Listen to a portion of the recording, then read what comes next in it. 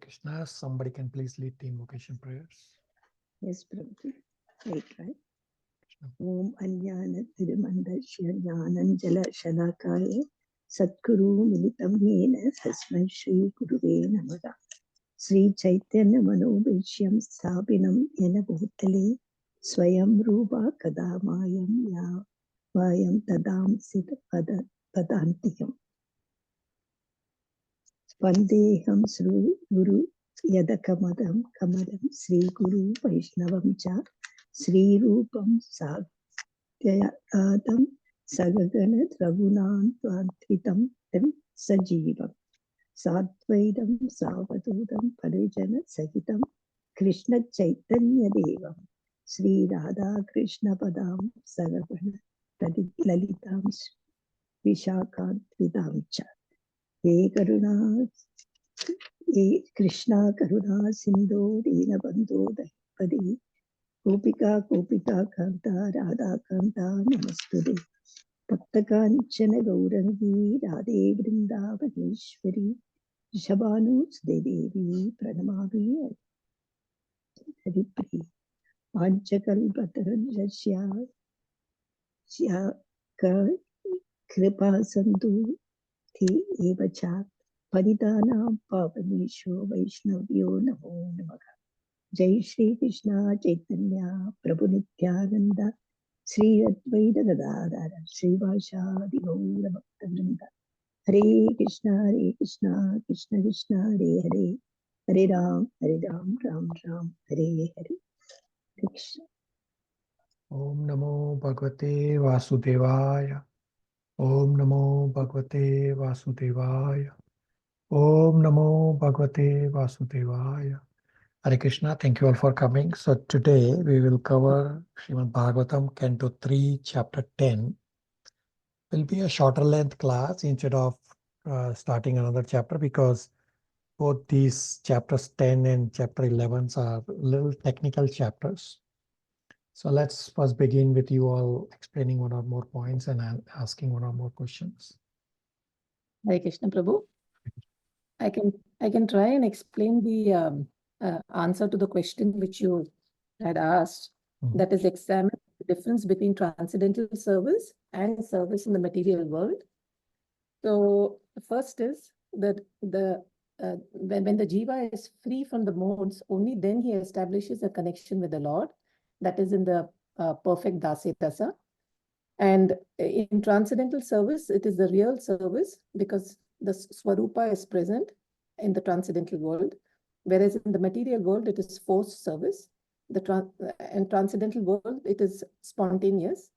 And the service which is in the transcendental service is done, which is for the pleasure of Krishna, whereas in the material world, the service is done for the fruitive results, basically for sense gratification. And in the transcendental world, the service is in such a way that the Lord is Swarat, which is who is fully independent, and the servant is also fully independent from it. Okay, very good points.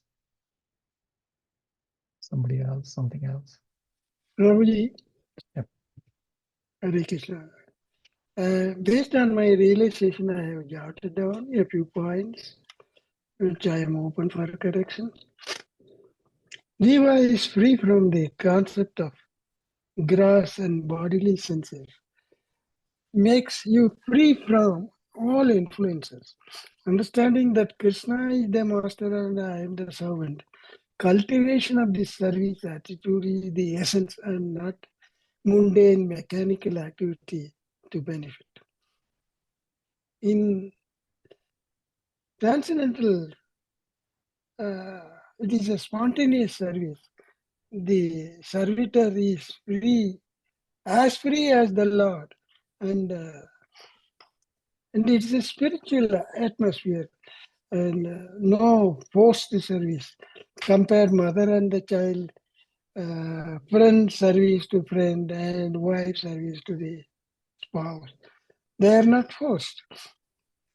The jnanis are calm, satisfied in liberation from material contamination, whereas the few devotees advance and develop indirectly up to Madhurya Rasa.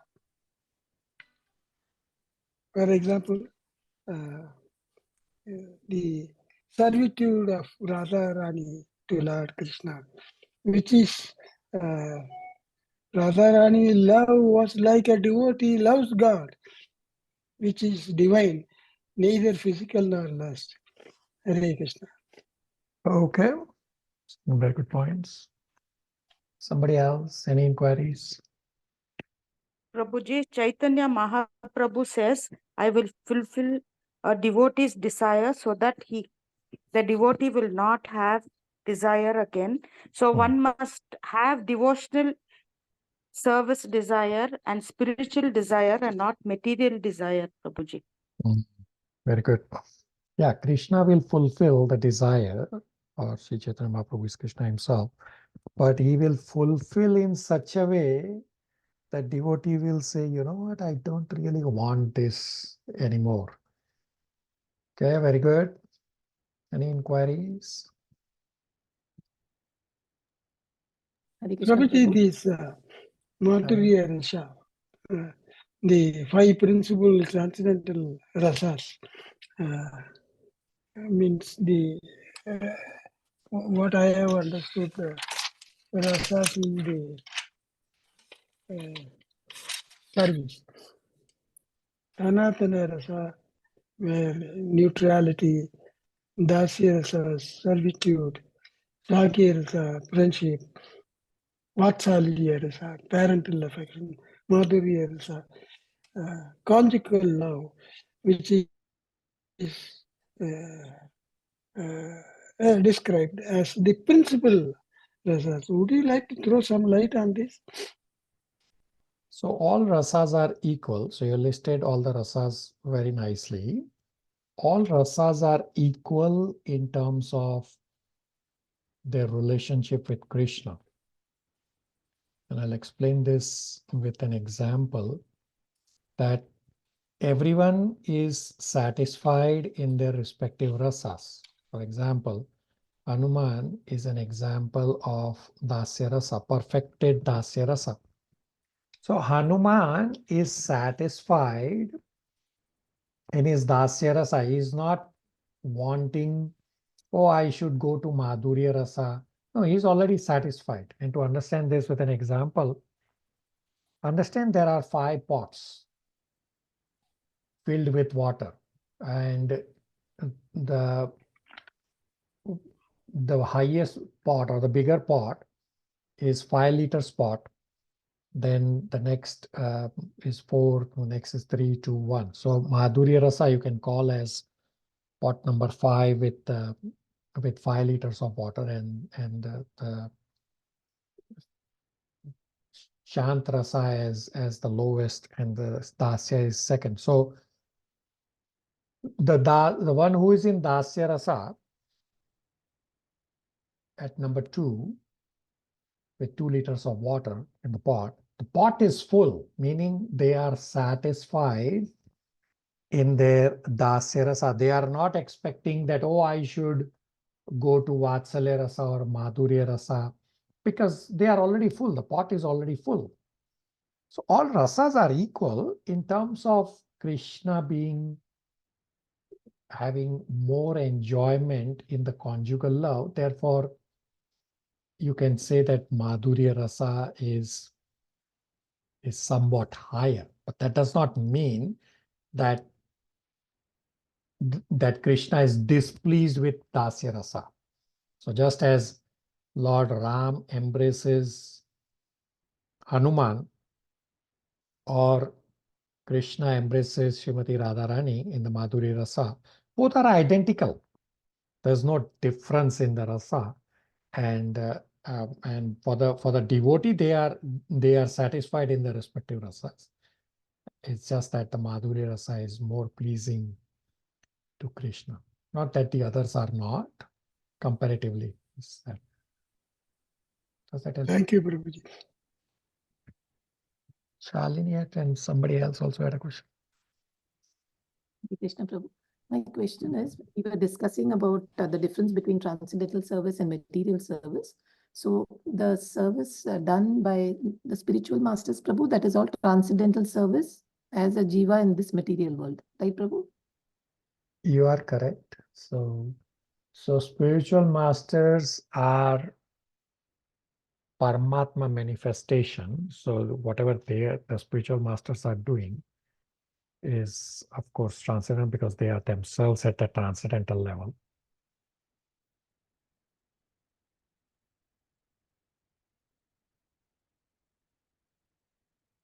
Chandran Prabhu. Prabhuji, can I pose that small doubt about which I wanted to? Yeah. Yeah, it's like there are two verses. All things are in me, but I'm not in them. But subsequently, the next verses it says, all devotees of the Lord are under the protection of me. Could you please explain? Yeah, so it's described in Bhagavad Gita also. If you go to 9.4 and 9.5, this is what Krishna says, as well as is also described in 6.29, if I'm not mistaken, that everything is in me and I am in everyone. So what these verses are saying is that when Krishna says everything is in me, is referring to the universal form of the Lord, that everything, entire creation is within the universal form of the Lord. And when Krishna says that I am not in them, that refers to that the fact that Krishna still has his own separate existence as his own individual existence. So the statements are referring to two different points in all these places in Bhagavad Gita and in Srimad Bhagavatam. Does that help you? Yes, Prabhuji, that's what I've been confused to me. That's right. Thank you. Shivangi.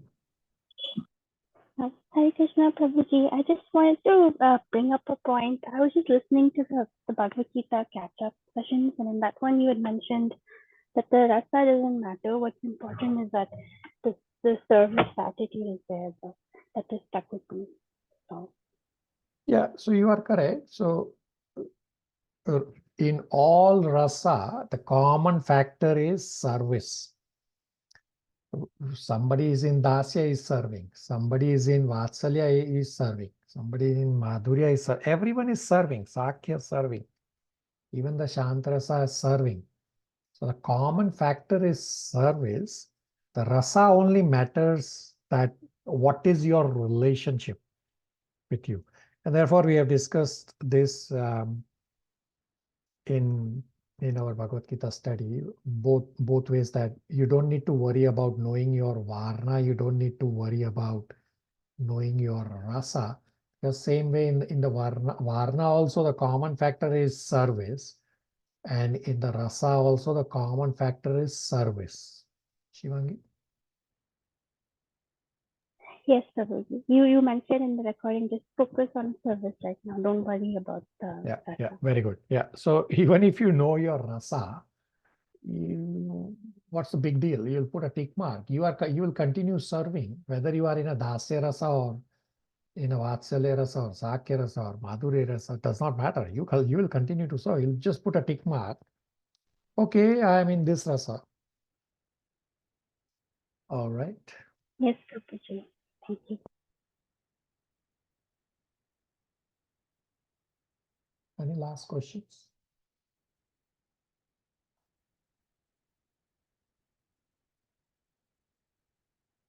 Okay.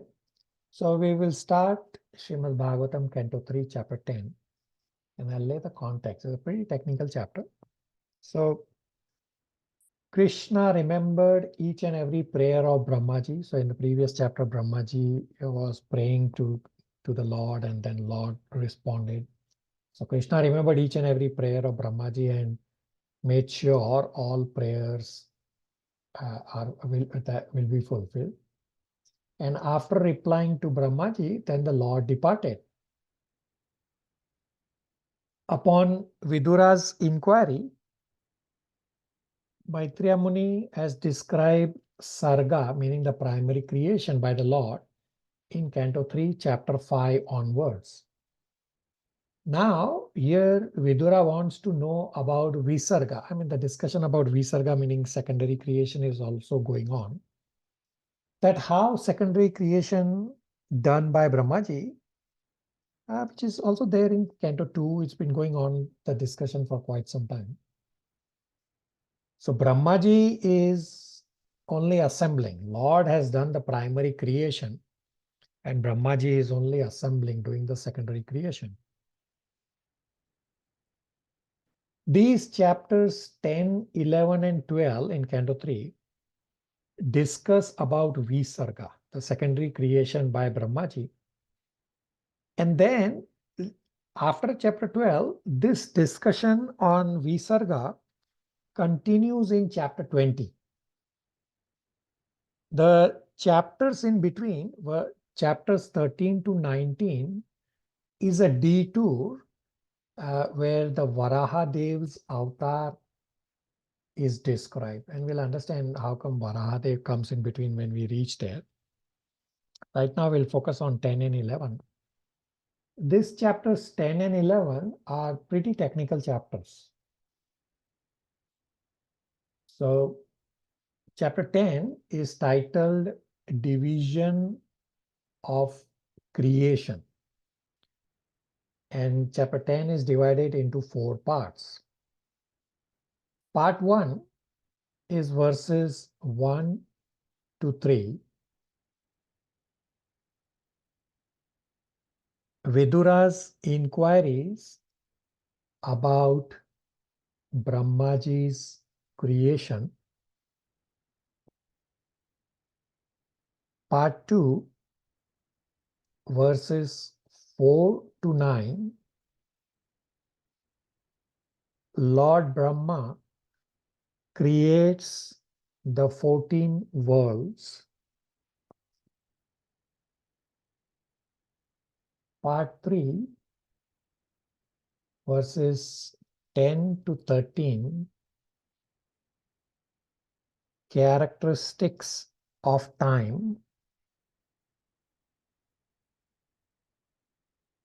Part 4, verses 14 to 30. 10 divisions of creations.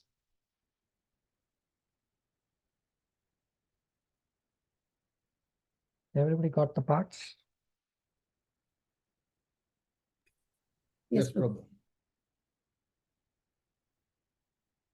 So initial set of verses will go pretty straightforward and very fast, and then the second half of the chapter is a little more technical, and we'll try to spend more time on that. Radha Shakti, if you want to read verses 1, 2, and 3, translations are pretty straightforward inquiries by Vidura. Hare Krishna Prabhuji, sure. Text number 1. Shri Vidura said, O great sage, please let me know how Brahma, the grandfather of the planetary inhabitants, created the bodies of the living entities from his own body and mind after the disappearance of the Supreme Personality of Godhead. Text 2.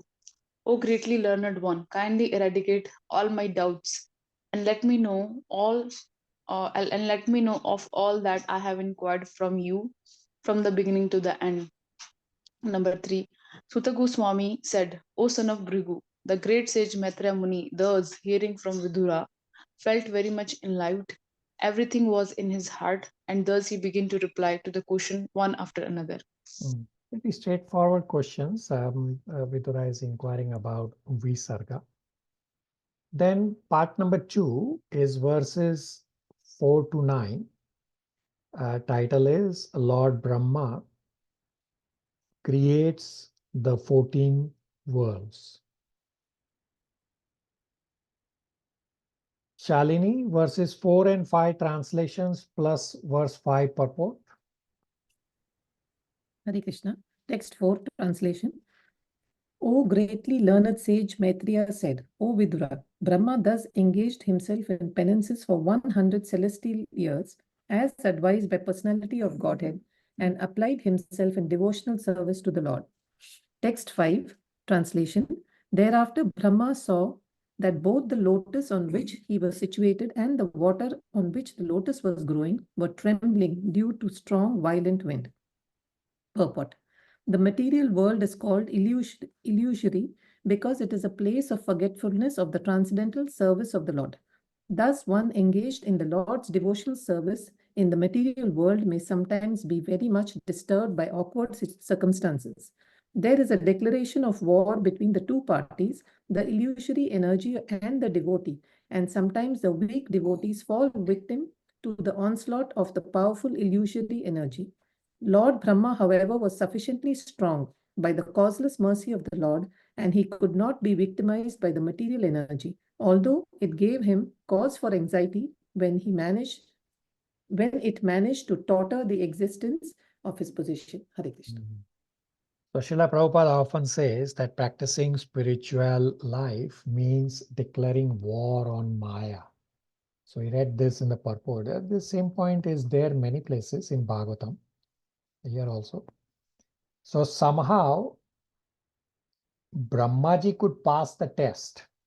Brahmaji was also tested by Maya.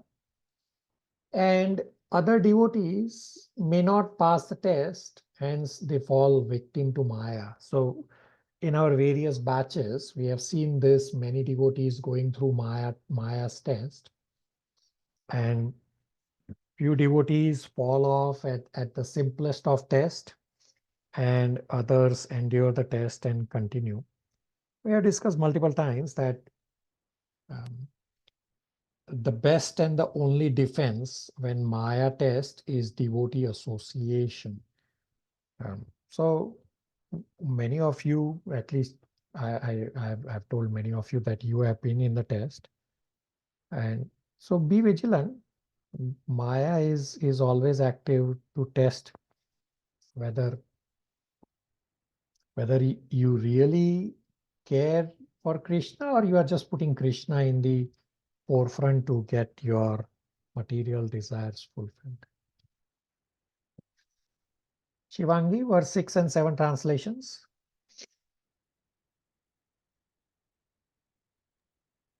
Hare Krishna, verse 6. Long penance and transcendental knowledge of self-realization had matured Brahmaji in practical knowledge, and thus he drank the wind completely along with the water. Text 7. Thereafter he saw that the lotus on which he was situated was spread throughout the universe, and he contemplated how to create all the planets which were previously merged in that very same lotus. So it's very clear where it says previously merged means the previous day of Brahma was there when creation was already there, and now is in the current day. And we have discussed this even in Canto 2 also, that Brahmaji forgot, and here also is the same point, that Brahmaji is again forgotten on the new day, even though planets were already created.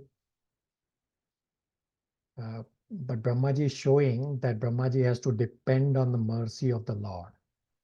At the end of Brahmaji's day, Jiva merged with Mahavishnu's womb, and for creation to happen again on the next day, Brahmaji has to depend on the mercy of the Lord. Non-devotees may do something in the material world which will develop their false ego. They think, oh, I have done so many times, I can do this in no time.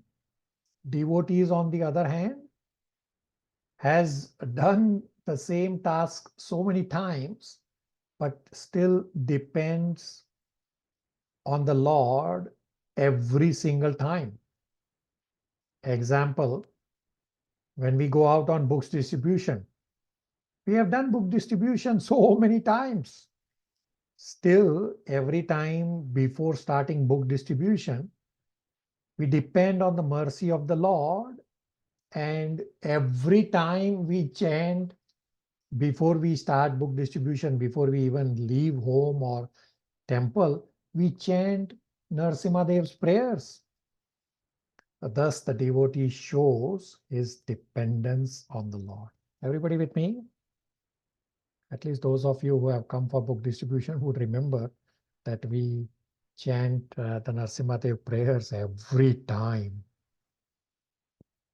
Hare Krishna, Prabhu. Yeah, when you were mentioning now, I was just recollecting that, Prabhu. Yes. Yeah, very good. Uncle will read verses 8 and 9 translations plus verse 9 purport. So verse number 9. Hare Krishna. Verse number 9 describes the three worlds. You will see in the translations also. Hare Krishna. Translation number 7. 8 and 9 and 9 purport. 8 and 9 purport. Okay.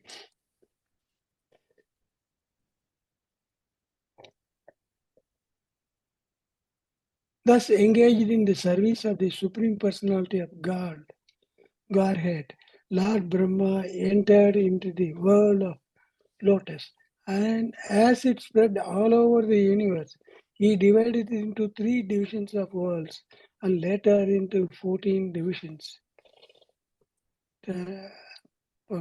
Translation number 9. Lord Brahma is the most exalted personality in the universe because of his causeless devotional service unto the Lord in mature transcendental knowledge. He therefore created all the 14 planetary divisions for inhabitation by the different types of living entities. Hare Krishna. 9 purport. I'm sorry. Purport number 9. The Supreme Lord is the reservoir of all the qualities of the living entities. The conditioned souls in the material world reflect only part of those qualities, and therefore they are sometimes called Pratibimbas. These Pratibimba living entities, as parts and parcels of this Supreme Lord, have inherited different proportions of his original qualities, and in terms of their inheritance of these qualities, they appear as different species of life, and they are accommodated in different planets according to the plan of Brahma.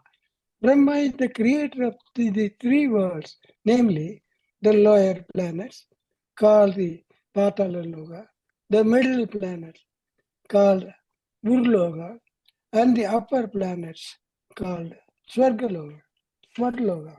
Still, higher planets such as Maharloka, Tapoloka, Satyaloka, and Brahmaloka do not dissolve in the devastating water.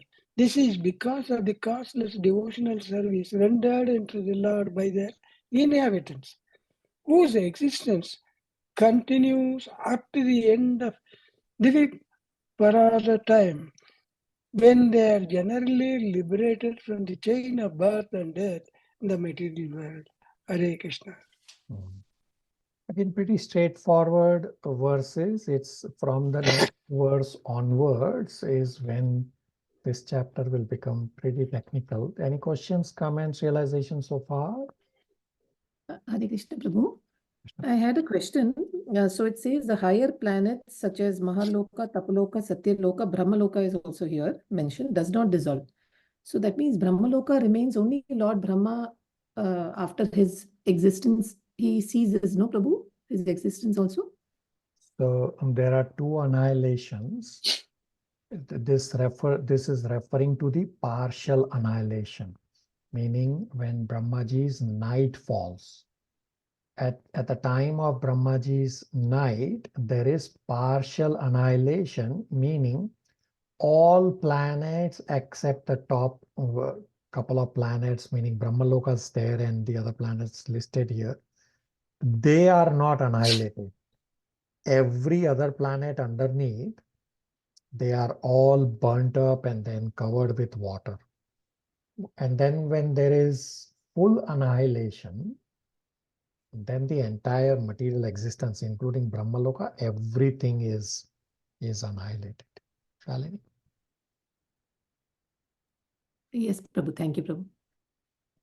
Prabhuji, that means full annihilation takes place in the daytime, is it? Full annihilation takes place when Brahmaji's 100-year life ends. Okay, got it. Another clarification I seek, the Divi Paravana time ends, end go, they are liberated from chain of birth and death.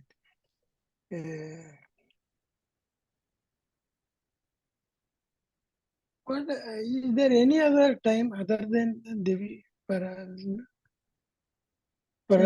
It's just referring to the two annihilations. One is the partial annihilation and the other is the full annihilation. That's what it's referring to. So both are combined called Divi Paravana time, correct? It does not, and so I don't immediately have what does Dviparada mean. It comes somewhere else. I don't remember right now. It comes in later chapters and I don't have immediately reference to that. So I will park that question and answer later. It does come down in down the line in down chapters about this Dviparada. Maybe it's in the next chapter about time. I just don't remember where. It does come down the line. Thank you, Prabhuji. Okay, so have a divided attention. You are bound to get confused with the next discussion about time. So part 3 is verses 10 to 13 is characteristics of time. Vidura inquires about time, that he says, describe the symptoms of time, and time is another form of the Lord. Here in chapter 10, verses 11 to 13, Maitreya Muni describes time in brief and in general. And then Maitreya Muni will describe time in little more detail in the next chapter 11. Before describing time in detail in the next chapter 11, after this brief discussion about time here in chapter 10, verses 11 to 13, Maitreya Muni will first describe the process of creation again in a summary form in this chapter 10, verses 14 to 30. Everybody with me so far? Yes, Prabhu. So I will first state the 8 characteristics of time.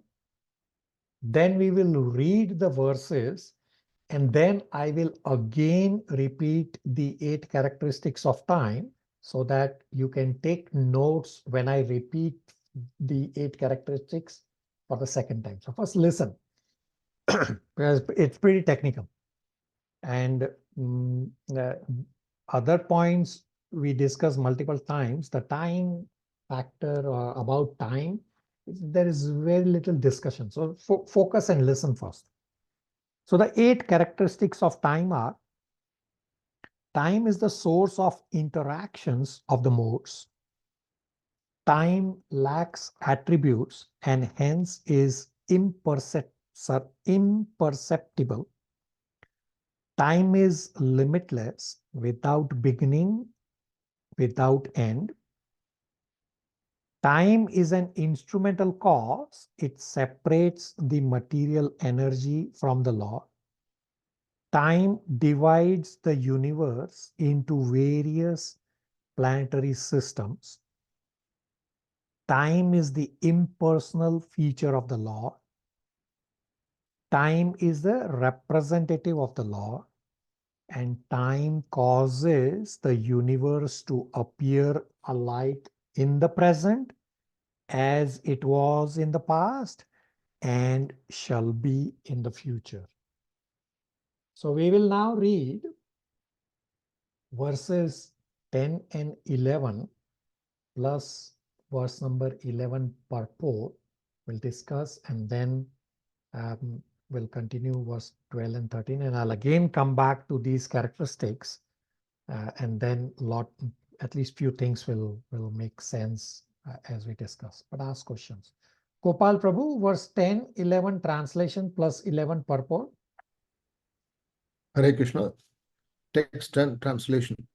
Vidura inquired from Maitreya, O my lord, O greatly learned sage, kindly describe eternal time, which is another form of the Supreme Lord, the wonderful actor. What are the symptoms of that eternal time? Please describe them to us in detail. Translation. Text 11. Maitreya said, eternal time is the primeval source of the interactions of the three modes of material nature. It is unchangeable and limitless, and it works as the instrument of the Supreme Personality of Godhead for his pastimes in the material creation. Purport. The impersonal time factor is the background of the material manifestation of the instrument of the Supreme Lord. It is the ingredient of assistance offered to material nature. No one knows where time began and where it ends, and it is time only which can keep a record of the creation, maintenance, and destruction of the material manifestation. This time factor is the material cause of creation and is therefore a self-expansion of the personality of the Godhead. Time is considered in the impersonal feature of the Lord. The time factor is also explained by the modern men in various ways. Some accept it almost as it is explained in the Srimad Bhagavatam. For example, in Hebrew literature, time is accepted in the same spirit as the representation of God. It is stated therein, God, who at sundry times and in diverse manners spake in time past unto the fathers by the prophets. Metaphysically, time is distinguished as absolute and real. Absolute time is continuous and is unaffected by the speed or slowness of material things. Time is astronomically and mathematically calculated in relation to the speed, change, and life of a particular object. Factually, however, time has nothing to do with the relatives of things. Rather, everything is shaped and calculated in terms of the facility offered by time. Time is the basic measurement of the activity of our senses by which we calculate past, present, and future. But in factual calculation, time has no beginning and no end. Pandita Chanakya says that even a slight fraction of time cannot be purchased with millions of dollars, and therefore even a moment of time lost without profit must be calculated as the greatest loss in life. Time is not subject to any form of psychology, nor are the moments objective realities in themselves, but they are dependent on particular experiences. Therefore, Srila Jiva Goswami concludes that the time factor is intermixed with the activities, actions, and reactions of the external energy of the Lord. The external energy or material nature works under the superintendence of the time factor as the Lord himself. And that is why material nature appears to have produced so many wonderful things in the cosmic manifestation. Bhagavad Gita 9.10 confirms this conclusion as follows. Mayan Dakshena Prakriti Syate Sharacharam Kutanena Kunteya Jagat Viparit Vartate. Viparit Vartate. Hare Krishna.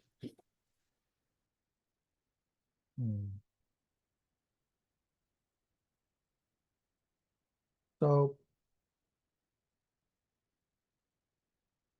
Prabhupada quotes Chanakya Pandit's statement that cannot bring back time lost even if by paying millions of dollars. Hence, one should not waste time, but should use each and every moment in Krishna's service.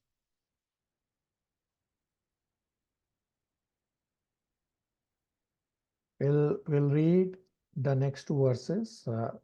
Mother Chandra Aunty, verse 12 and 13 translations. Yes, Prabhuji. Text 1. This cosmic manifestation is separated from the Supreme Lord as material energy by means of Kala, which is the unmanifested, impersonal feature of the Lord. It is situated as the objective manifestation of the Lord under the influence of the same material energy of Vishnu. Text 13. This cosmic manifestation is as it is now. It was the same in the past and it will continue in the same way in the future. Hare Krishna. So all the points that we read basically describe the 8 characteristics of time. So I will repeat the 8 characteristics and you can take notes. 8 characteristics of time are: time is source of interactions of the modes. Time lacks attributes and hence is imperceptible.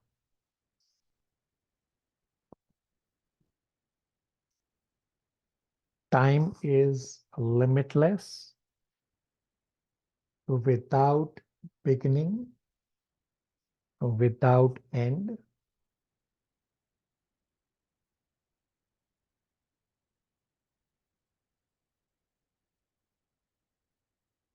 Time as an instrumental cause separates material energy from the Lord.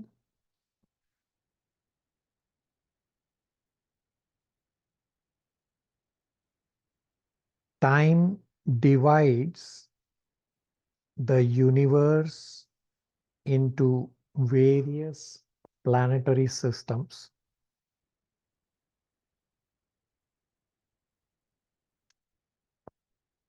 Time is impersonal feature of the Lord.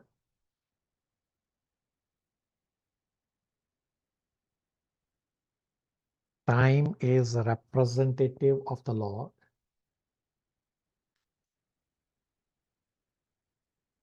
Time causes the universe to appear alike in the present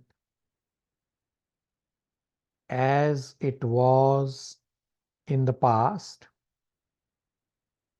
and shall be in the future. Everybody with me?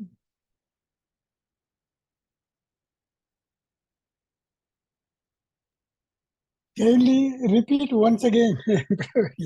Okay. So the 8 characteristics of time. Time is source of interactions of the modes. Time lacks attributes and hence is imperceptible. Time is limitless, without beginning, without end. Time as an instrumental cause separates material energy from the Lord.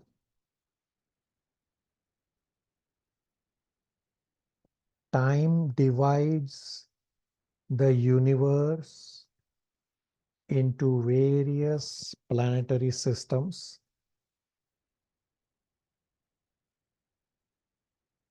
Time is impersonal feature of the Lord.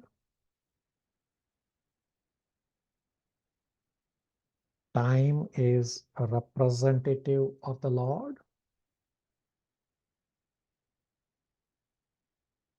Time causes the universe to appear alike in the present as it was in the past and shall be in the future.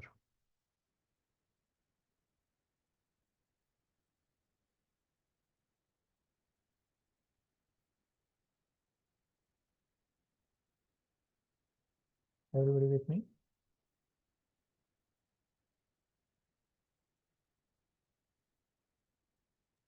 Yes, Prabhu. So just to answer Uncle's question about Parada, yes, I looked up and it comes in the next chapter 11. So I will park that question. Both chapters 10 and 11 are pretty technical, and where the divisions of time is described in chapter 11, this Parada gets discussed there. So we'll answer in the following class. Okay. So part number 4 is verses 14 to 30, 10 divisions of creations. Again, pretty technical section of this chapter. So I will describe first before reading the verses, so it becomes little clearer. For verse 14 also, I will first describe, then reading the verse should make it slightly easier. So in verse number 14, 3 types of destruction are described. The three types of destruction are, first is Kala, and here is because of eternal time, a devastation of all universes and end of Brahmaji's life. Second type of destruction is Dravya, which is due to material elements by the fire of Sankarshana, and there are other factors involved. And this happens at the end of Brahma's each day. And the third type of destruction is Guna, which happens due to one's own actions and is consumption of one's own body. Mother Jija, please read verse 14 translation. Text 14 translation. There are 9 different kinds of creations besides the one which naturally occurs due to the interactions of the modes. There are 3 kinds of annihilations due to eternal time, the material elements, and the quality of one's work. Hare Krishna. Read purport also, 14. Purport. The scheduled creations and annihilations take place in terms of the supreme will. There are other creations due to the interactions of material elements which take place by the intelligence of Brahma. Later, there will be more explicitly explained. At present, only preliminary information is given. The 3 kinds of annihilations are due to the scheduled time of the annihilation of the entire universe. Second, due to the fire which emanates from the mouth of Ananta. And third, due to one's qualitative actions and reactions. Hare Krishna. Questions, comments, realizations on the 3 types of destruction?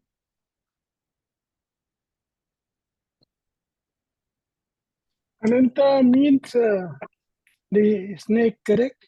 Correct, and that is Lord, yeah, Ananta Shesh is Lord Brahmaji. Lord Balram, not Brahmaji. Ananta Shesh is Lord Balram. Okay, thank you. Okay. Similarly, I will also explain verses 15 to 17 before reading. So verses 15 to 17 describe 6 types of primary creation or sarga.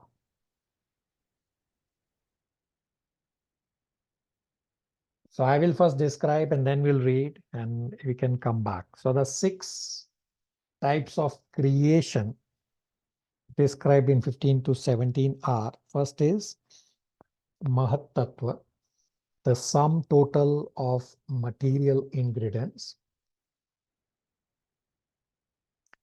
This is the interactions of the modes instigated by the glands of the Supreme Lord. Second is Ahankar or false ego. So 5 material ingredients, 5 elements are created here, and then the jnana indriyas are created, meaning the senses and the sense devtas. Sorry, I'll repeat what gets created here. The sense devtas, meaning the demigods, the mind and the knowledge senses are get created here. And then the action senses. So knowledge acquiring senses and activity senses, they get created here. Third creation is tanmatra, which is the sense objects.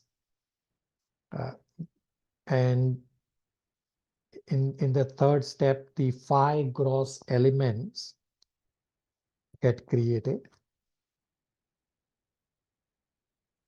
Then the Indriya or the senses get created, meaning the 5 knowledge senses and the 5 action senses.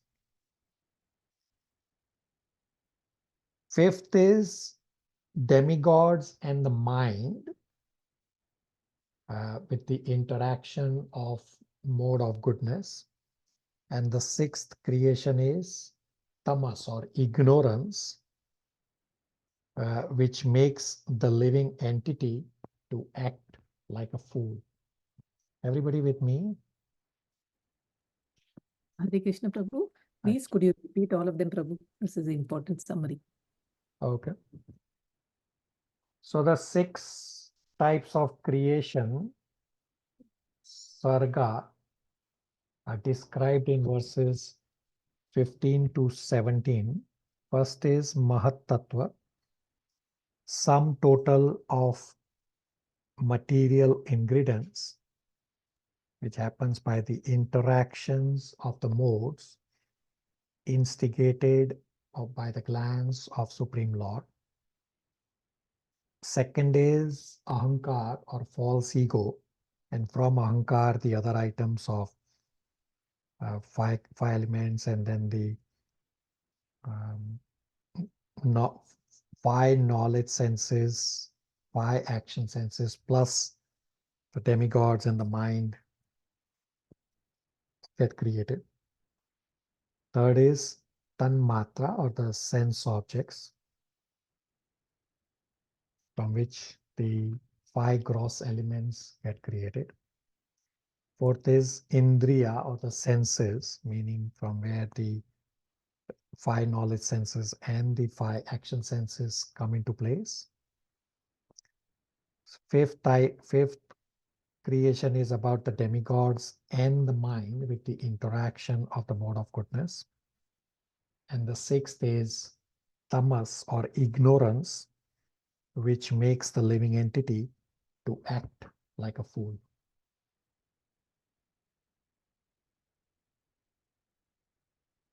Chandran Prabhu, verses 15 to 17 translations. Hare Krishna. Verse 15. Of the 9 creations, the first one is the creation of the Mahat Tattva, or the sum total of the material ingredients, wherein the modes interact due to the first presence of the Supreme Lord. In the second, the false ego is generated, in which the material ingredients, material knowledge, and material activities arise. Verse 16. Verse 16, the sense perceptions are created in the third creation, and from these, the elements are generated. The fourth creation is the creation of knowledge and working capacity. Verse 17, the fifth creation is that of the controlling deities by the interaction of the modes of goodness, of which the mind is the sum total. The sixth creation is the ignorant darkness of the living entity, by which the master acts as a fool. Read 17 purport, please. Purport. The demigods in the higher planets are called Devas because they are all devotees of the Lord Vishnu. Vishnu Bhakta. Smato Deva Asuras Tad Vaiparyaya. All the devotees of the Lord Vishnu or Devas are demigods, whereas all others are Asuras. That is the division of the Devas and the Asuras. Devas are situated in the mode of goodness of material nature, whereas the Asuras are situated in the modes of patience or ignorance. The demigods or controlling deities are interested with departmental management of all the different functions of the material world. For example, one of our sense organs, the eye, is controlled by light. Light is distributed by the sun rays, and the controlling deity is the sun. Similarly, mind is controlled by the moon. All other senses, both for working and for acquiring knowledge, are controlled by the different demigods. The demigods are assistants of the Lord in the management of material affairs. After the creation of the demigods, all entities are covered by the darkness of ignorance. Each and every living being in the material world is conditioned by his mentality of lording it over the resources of material nature. Although a living entity is the master of the material world, he is conditioned by ignorance, by the false impression of being the proprietor of material things. The energy of the Lord called avidya is the bewildering factor of the conditional souls. The material nature is called avidya or ignorance. But to the devotees of the Lord engaged in pure devotional service, this energy becomes vidya or pure knowledge. This is confirmed in Bhagavad Gita. The energy of the Lord transforms from Mahamaya to Yogamaya and appears to pure devotees in a real feature. The material nature therefore appears to function in 3 phases: as the creative principle of the material world, as ignorance and as knowledge, as disclosed in the previous verse. In the 4th creation, the power of knowledge is also created. The conditioned souls are not originally fools, but by the influence of the avidya, function of material nature, they are made fools, and thus they are unable to utilize knowledge in the proper channel. By the influence of darkness, the conditioned soul forgets his relationship with Supreme Lord and is overwhelmed by the attachment, hatred, pride, ignorance, and false identification, the 5 kinds of illusion that cause materials bondage. Hare Krishna. So the master or the jiva, meaning the individual soul, due to avidya, the jiva acts like a fool. The jiva should act as intelligent, but due to the ignorance potency of the Lord, jiva acts like a fool. Jiva acts like a master or controller, although he cannot. Everybody with me? Everybody could follow?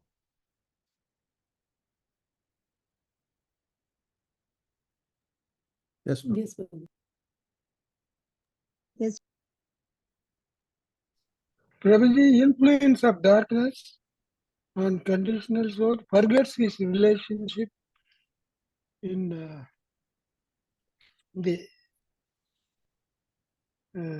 five kinds of illusion: attachment, pride, hatred, ignorance, and false identification. Yeah.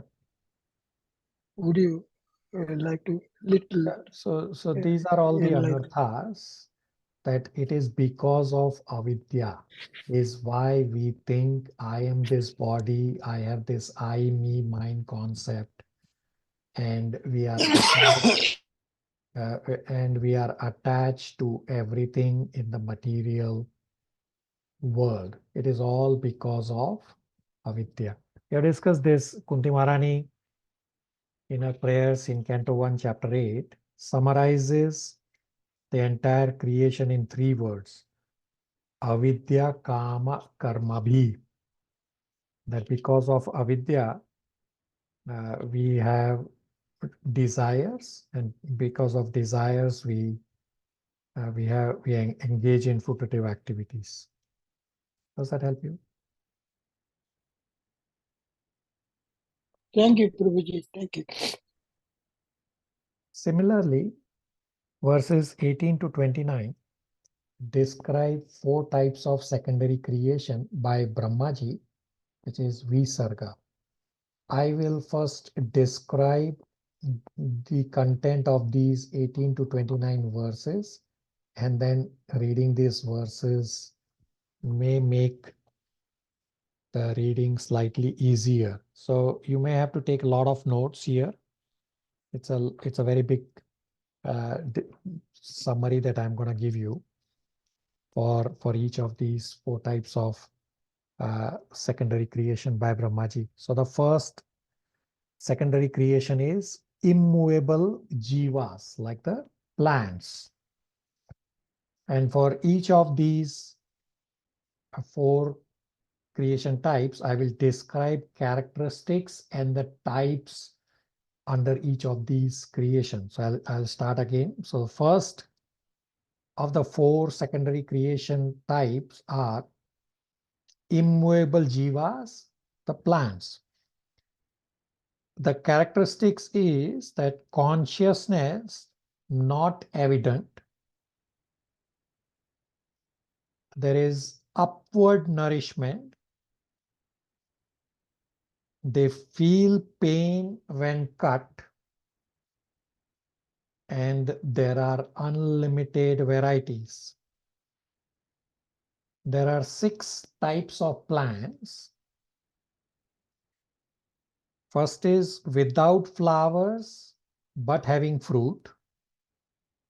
Second is annual plants.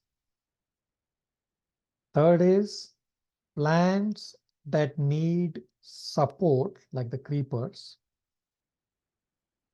Fourth is hollow plants like bamboo. Fifth is plants that have stiff trunk, hence they don't need support. And 6th type is plants that give fruit through flowers. Everybody with me?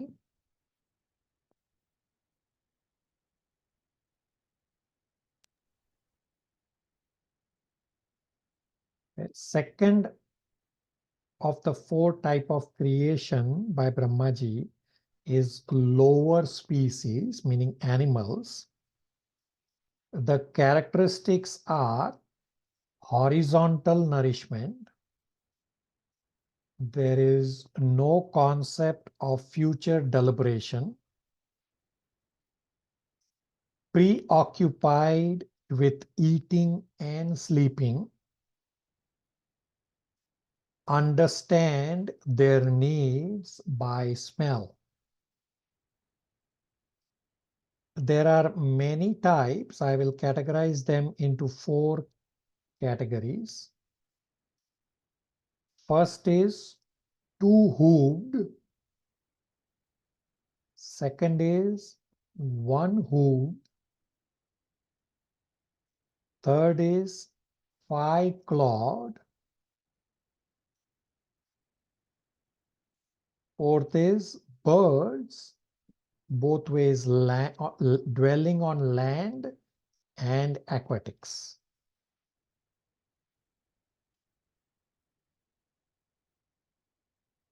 Third of the 4 type of secondary creation by Brahma is human beings. The characteristics are downward nourishment, are passionate, dedicated to work, think themselves to be happy even in distress. And in terms of type, there is only one type of human being. Next, the fourth category of secondary creation by Brahmaji is demigods. And there are 8 types of creation happening here. Now, you'll be surprised that asuras fall under this demigod category. So it's not that asuras are demigods. It's just that when the demigods are created, there are these 8 types of personalities get created. So the first of the 8 type is demigods. Second is forefathers. Third is demons. Fourth is Gandharvas and Apsaras. Fifth is Yakshas and Rakshasas. Sixth is Siddhas, Charanas, and Vidyadharas.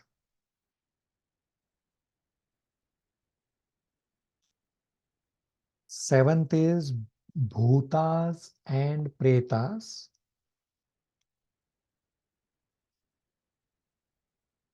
Eighth is Kinnaras.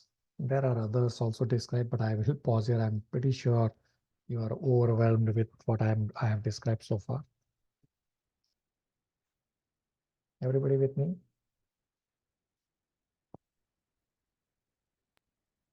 Hare Krishna, Prabhu. Please repeat, Prabhuji, 7th and Shalini. Prabhu, will you be explaining all of them? So they are pretty straightforward from the verses. If you read the verses together with this in front of you, they will all become crystal clear. But I will answer if something is not clear. So Shalini, read the verses from 18 to 29, and you will follow. So read 2 at a time, and you can pause, and you will be able to follow. Yes, Prabhu. Text 18, translation. All the above are natural creations by the external energy of the Lord. Now hear from me about the creations by Brahma, who is an incarnation of the mode of passion and who, in the matter of creation, has a brain like that of the personality of Godhead. Text 19, translation. The 7th creation is that of immovable entities, which are of 6 kinds. The fruit trees without flowers, trees, plants which exist until the fruit is ripe, creepers, pipe plants, creepers which have no support, and trees with flowers and fruits. Hare Krishna. So if you see, the first two verses explain the first of the four categories, which is the immovable plants. So it says the seventh category, meaning it goes in the sequence that there are 10 types of creation. In the previous verses, 15 to 17, it describes the first six, and which is the first six are the Visarga, meaning primary creation, and from 7, 8, 9, 10 are the four types of secondary creation in 18 to 29. Shalini, continue again reading two verses at a time, from 20 on. Text 20, translation. The eighth creation is that of the lower species of life, and they are of different varieties, numbering You missed 20. Oh, sorry. Text 20, translation. All the immovable trees and plants seek their subsistence upwards. They are almost unconscious but have feelings of pain within. They are manifested in variegatedness. So I explained all of this about the characteristics. Continue. Text 21, translation. The eighth creation is that of the lower species of life, and they are of different varieties, numbering 28. They are all extensively foolish and ignorant. They know their desirables by smell, but are unable to remember anything within the heart. Hare Krishna. So again, I said that there are many species for animals. The second of the four types of secondary creation. There are 28 types of animals. You can just, I only described, meaning it's not me, but Acharyas have it is summarized into four categories: that two-hooved, one-hooved, biclawed, and birds on land, and birds or aquatics. Shalini, continue. Text 22, translation. O purest Vidura, of the lower animals, the cow, goat, buffalo, Krishna, stag, hog, Gavaya animal, deer, lamb, and camel all have two hooves. Text 23, translation. The horse, mule, ass, gaura, sarabha bison, and wild cow all have only one hoof. Now you may hear from me about the animals who have 5 nails. Do I continue, Prabhu? Yeah. Text 24, translation. The dog, jackal, tiger, fox, cat, rabbit, sajaru, lion, monkey, elephant, tortoise, alligator, gosapa, etc. all have 5 nails in the claws. They are known as panchanakas, or animals having 5 nails. Text 25, translation. The heron, vulture, crane, hawk, bhasa, bhaluka, peacock, swan, sarasa, chakravata, vaka, crow, owl, and others are birds. So you can see all the different types. So that you had two-hooved, one-hooved, biclawed, and birds on land and in aquatics. There are 28 types of animals, but they are just categorized in the verses in these four. Shall it continue? So for verse number 26 comes the third, which is the human beings. Text 26, translation. The creation of the human beings who are of one species only and who stock their eatables in the belly is the 9th in the rotation. In the human race, the mode of passion is very prominent. Humans are always busy in midst of miserable life, but they think themselves happy in all respects. Text 27, translation. O good Vidura, these last 3 creations and the creations of demigods, the 10th creation, are Vaikrita creations, which are different from previously described Prakrita, natural creations. The appearance of Kumaras is both. Text 28-29, translation. The creation of the demigods is of 8 varieties. The demigods, the forefathers, the asuras or demons, the Gandharvas and Apsaras or angels, the Yakshas and Rakshasas, the Siddhas, Charanas and Vidyadharas, the Bhutas, Pretas and Pisachas, And 8, the superhuman beings, celestial singers, etc. They are all created by Brahma, the creator of the universe. Everybody with me? So now whatever I described, it actually comes from the verses. I had only described it ahead of time. Anybody has any questions, comments, realizations? I understand it is pretty technical.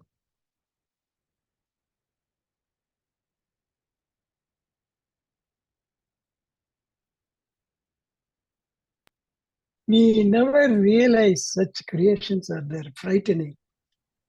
Yeah. Bhagavatam is eye opener, as everything that we need. Okay, Uncle will read the last verse for today, verse number 30. Pretty straightforward verse. Hare Krishna, the last verse, number 30. Now I shall describe the descendants of the Manus, the creator, Brahma, as the incarnation of the passion of more, of personality of Godhead, creates the universal affairs with unfailing desires in every millennium by the force of the Lord's energy. Thus ends the Bhaktivedanta purports of the 3rd canto, 10th chapter of Srimad Bhagavatam, entitled Divisions of Creation. Any questions, comments, realizations?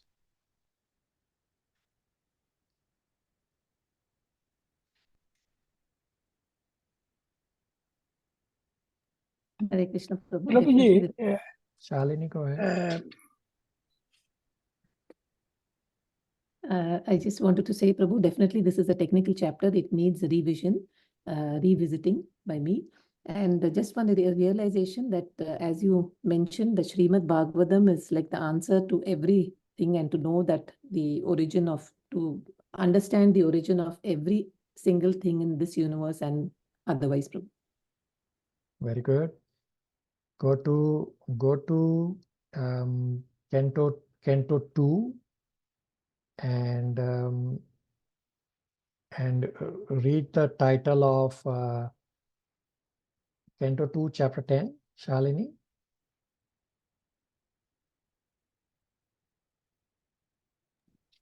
One moment, Prabhu. We have to get the canto.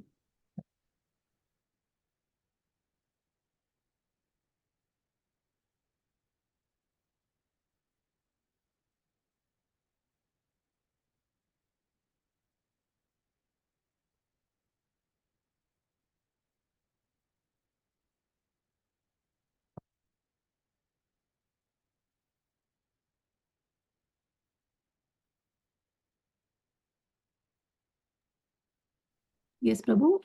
Chapter 10, Bhagavatam is the answer to all questions. Right. So Bhagavatam is the answer to all questions. Questions, comments, realizations?